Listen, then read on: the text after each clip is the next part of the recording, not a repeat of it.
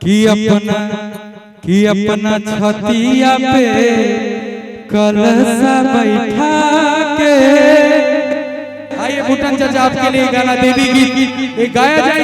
माई बहन लोग सब जोरदार ताली बजावा हो भैया, देवी गीत के प्रोग्राम में आए हैं।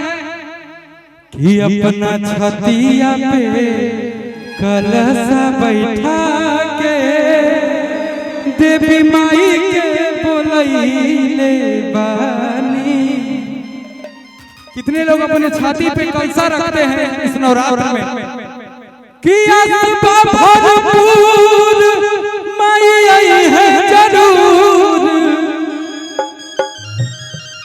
अतिया घिउ के जराइले बानी। कितने लोग देवी मैया से प्यार करते हैं, एक बार हाथ उठाएंगे जरा सा। और अपने अपने मैया से कौन कौन प्यार करते हैं, अपने अपने माता से।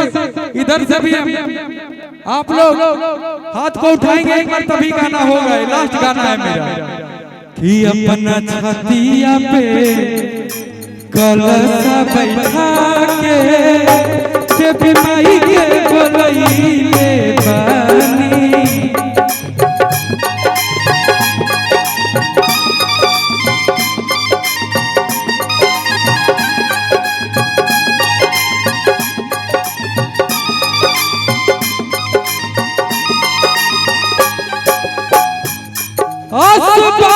भरपूर माई आई है जरूर, भरपूर माई आई है जरूर, दिया घिउ के जराइले बानी। कि जल में खाड़ बिया। अच्छा किसकी माँ छठ करती है, एक सेकंड रुकिएगा भैया भैया। रुका रुका भैया। केकर घर में माई लोग छठ करेंगे। माँ किसके घर में माँ छठ करती है, हम मुझे पता है, हमरो माई छठ करती है। और कपकपाते हाथ में सूप जब रखती है इस उम्र में, तो एक लाइन हम गाए थे। कि जल में खाड़ बिया अब बुढ़िया हमर माई, कि आदित्य आई न देर जन लगाई। कि जल में खाड़ दिया। ताली बजावेंगे।